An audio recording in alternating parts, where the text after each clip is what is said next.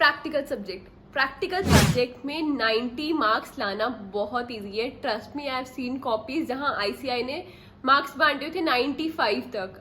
I could score 85 in my time, but now I have seen the copies जिन बच्चों ने अच्छे से अटेम्प्ट करे हैं प्रैक्टिकल क्वेश्चन और आंसर बहुत अच्छे से दिए हैं, then they have got 95 marks also. So if you want to know how you can score 90 plus marks in practical subjects in CA exams, then do watch this video till the end. Hi everyone, welcome to my YouTube channel. My name is Tanvi Sukhija and I am on a mission to help students and freshers to launch their career in the professional world by rising from mediocrity to excellence. सबसे पहले तो मैं आपको बताती हूँ आपको question attempt कैसे करना है. अगर आपका प्रैक्टिकल स्ट्रॉन्ग पॉइंट है तो वो वाला क्वेश्चन से स्टार्ट करो जिसमें प्रैक्टिकल ज्यादा है और थ्योरी कम है.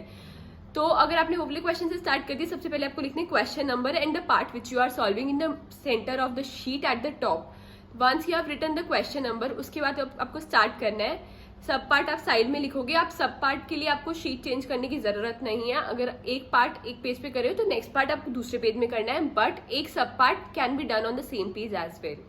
Make sure you keep your paper neat and tidy. Leave 1 to 2 lines in between after every sub part or after every point. सबसे पहले तो अगर आपने फर्स्ट सब पार्ट अटेम्प्ट किया, दैट इज 1A का 1 सब पार्ट, तो उसमें अगर आपसे पूछिए पीवी रेशियो, तो सबसे पहले आपको लिखना है formula of PV ratio, that is what has been asked in the question. तो PV ratio equal to change in profit upon change in sales into 100.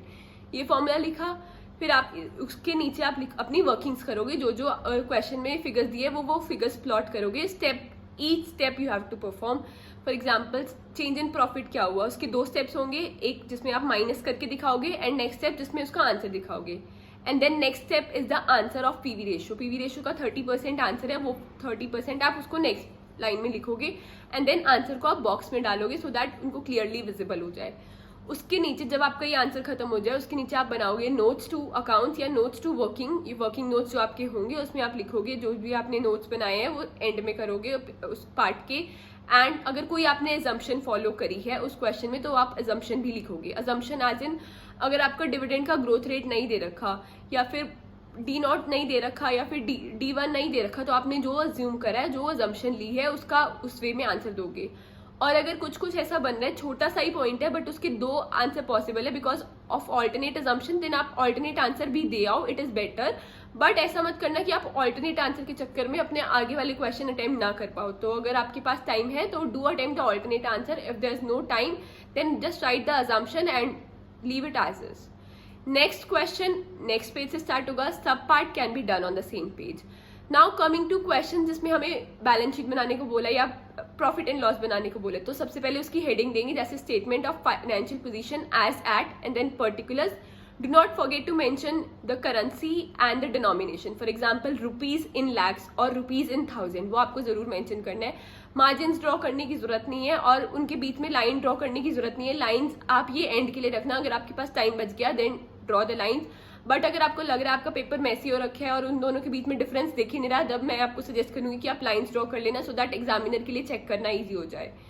एक स्टेप आपको लिखना है और जो आपने वर्किंग करी है वो आपको क्वेश्चन के नीचे वर्किंग नोट्स में जरूर देनी है सो दैट आपके अच्छे मार्क्स आ जाए. आपका पेपर टाइडी लगना चाहिए, इसलिए कटिंग्स अवॉइड करना. कटिंग जितनी आप कटिंग करोगे तो एग्जामिनर को लगेगा ये बंदा उतना कॉन्फिडेंट नहीं है. और आप पहले वो क्वेश्चन अटेम्प्ट करना है जो आपको बहुत अच्छे से आते हो, बिकॉज अगर आपका पहला ही अच्छा इंप्रेशन पड़ गया तो एग्जामिनर को लगेगा इस बच्चे को सब आता है तो मैं इसको आगे वाले थोड़ा सा वो लीनियंट होकर चेक करेगा बिकॉज आपने अभी तक अच्छा इंप्रेशन दिया है.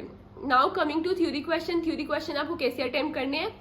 थ्योरी क्वेश्चन जो पूछा है, फॉर एग्जाम्पल पूछा आपसे what are the benefits of debt securitisation, तो आपको पहले डेट सिक्योरिटाइजेशन की हेडिंग देनी है, उसकी डेफिनेशन बतानी है एंड देन उसके बेनिफिट्स लिखने हैं. Make sure you write benefits in bullet points.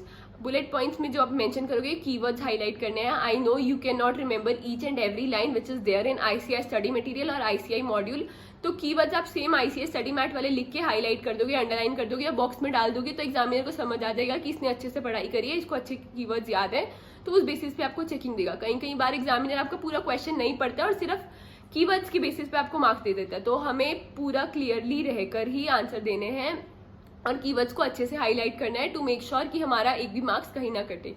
पहले आप प्रैक्टिकल करोगे एंड देन थ्योरी करोगे, बिकॉज प्रैक्टिकल में अगर आपका एक भी नहीं कटा तो आपकी थ्योरी में भी कम चांसेस है कि वो आपके मार्क्स काटेगा.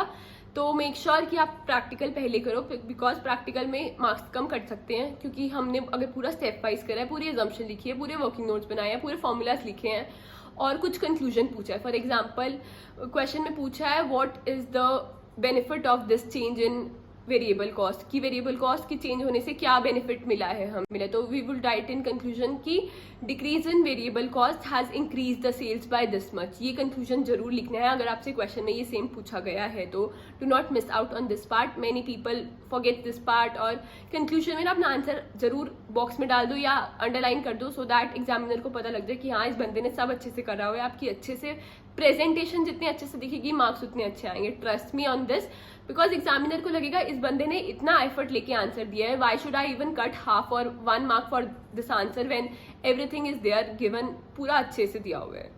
तो जितना अच्छे से आप नीट एंड टाइडी करोगे, मेक श्योर आप कोई कट्स कम हो, आपकी कुछ भी गलत ना हो, और आप खुला खुला लिखो और आप एक एक लाइन बीच में छोड़ते जाओ.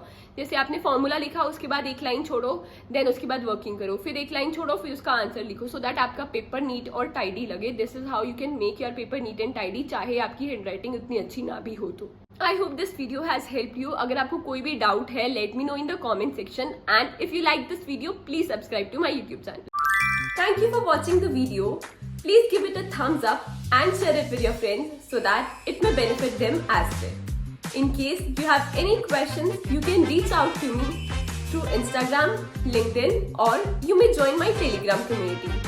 Do not forget to mention your biggest takeaway from this video in the comment section below.